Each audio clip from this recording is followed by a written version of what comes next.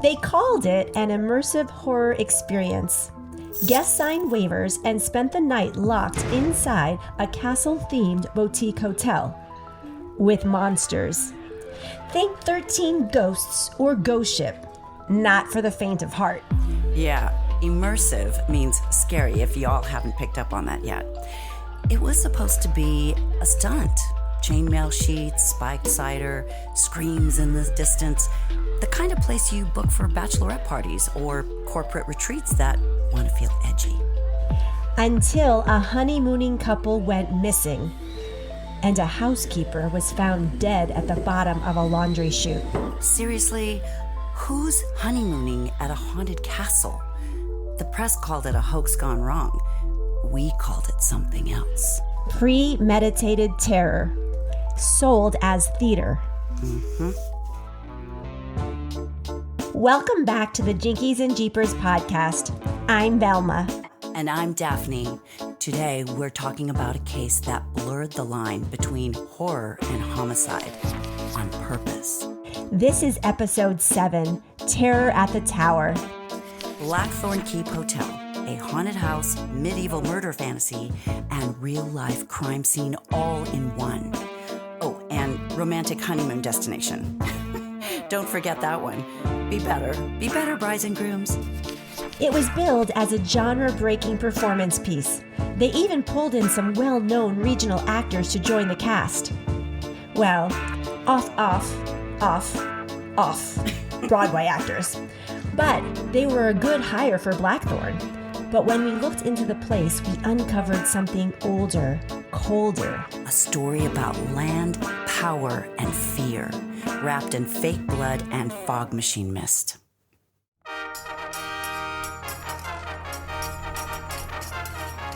Blackthorn Keep opened in 1969 as a themed hotel, equal parts Renaissance fair and Gothic horror. There was nothing like it for hundreds of miles. It was ahead of its time for the area. Still would be for that matter. The original owners were all things horror and demanded authenticity. It was even rumored that the front door was actually found somewhere deep in Romania. It was supposedly stolen from one of Vlad the Impaler's distant cousin's summer castles. Hey.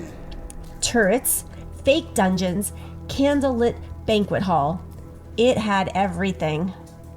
So, shortly after the opening, there were some mysterious financial problems, and a performance collective rebranded it as an immersive horror hotel.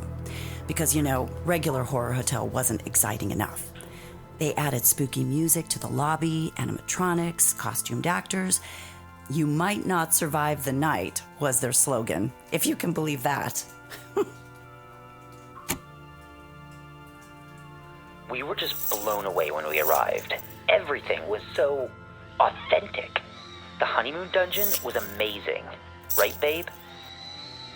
Yeah, not my word, but yes, amazing. The cold stone floors and drafty windows sure made it feel welcoming. The honeymoon couple, Aaron and Justine Blake, checked in on the 4th weekend, room 309. They never checked out. At first, the missing guests were assumed to be part of the act. The experience kept happening like planned. But then a housekeeper, Marta, was found dead in the laundry chute. I looked at the autopsy report. Her injuries didn't match a fall. No broken bones typically found in the arms, wrists, legs, or ankles as an individual tries to brace for their fall. No, the injuries seemed to point to something entirely different. Yeah, and the owners claimed it was a tragic accident. The front doors still bolted. Rental cars still in the lot. The show went on. Step into the past at Coolsville County Museum's Knight Armor exhibit. Authentic 14th century suits, perfect for history lovers or anyone who thinks metal shouldn't move on its own. Coolsville County Museum, open daily.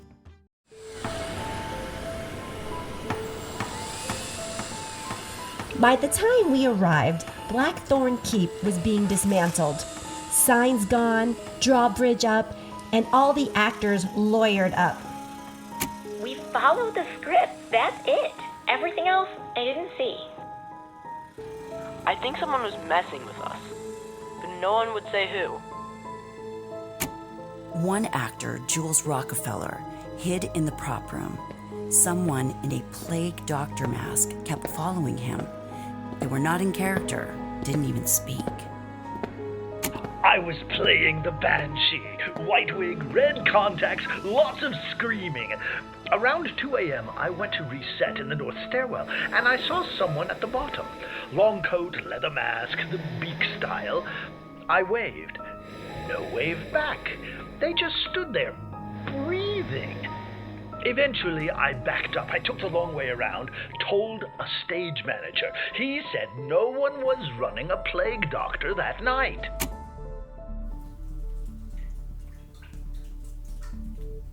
Rogue performers, overzealous improvisation. Could it have been an immersive show gone wrong?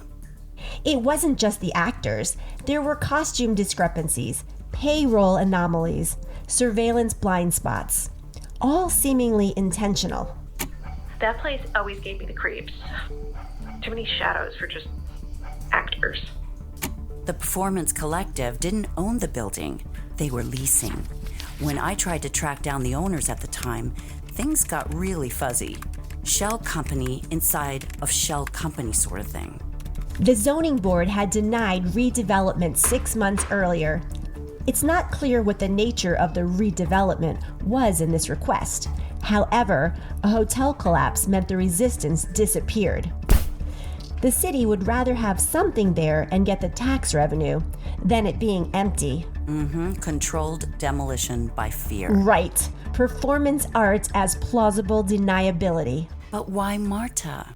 Funland Amusement Park. Rides, games, and family fun by the sea. The lights never turn off, and the fun never ends, ever. Tickets are available now. Just don't ask who's operating the controls. Scream your head off at Funland Amusement Park. Marta's notes revealed invoices labeled external consultants. Here, I will read a portion of it. And I quote, "Something wrong. Invoices/consultants. Consigliere cannoli." And a couple of question marks.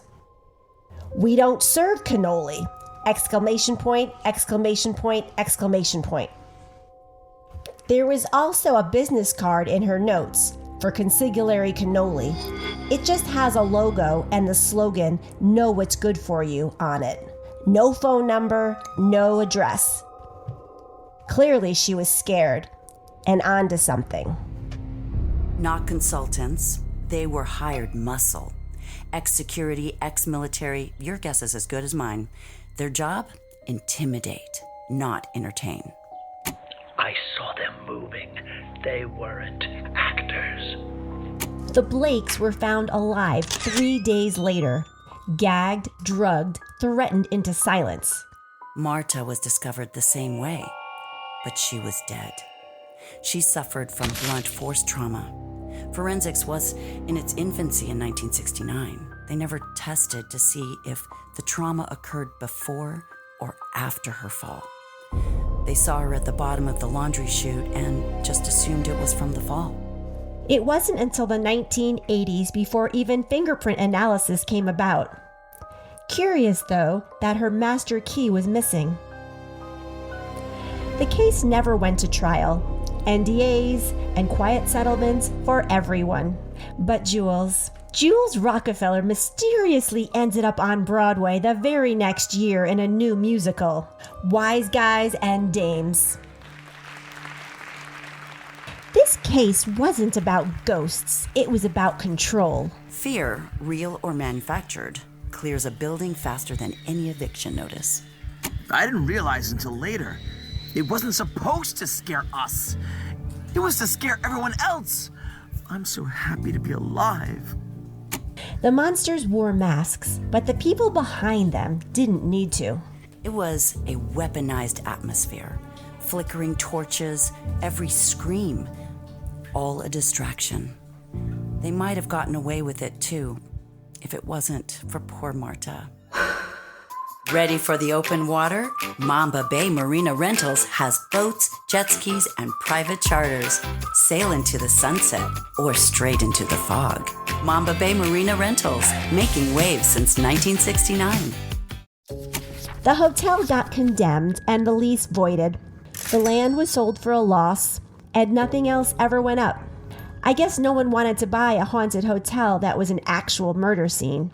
There are still a few stones, possibly from one of the turrets, and some decaying wood planks lying around the site. Most of the props were auctioned. Armor, costumes, dinnerware, all went to some random collectors.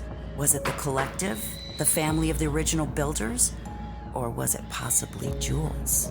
We'll never know for sure, but I have my suspicions. Monsters aren't always behind masks. Sometimes they sign the checks and go by names like Big Tony and Tommy Two Thumbs. I hate to say it, but sometimes a simple swamp monster or headless headmaster is easier to stomach. Well, how about a phantom vessel, missing cargo, and a port lockdown? Supernatural chills from more than the fog? I'm in. Next time, a ghost ship appears in the harbor, a dock worker dies, a whistleblower report ignored. Yes, this is the Jinkies and Jeepers podcast. True cartoon crimes unmasked.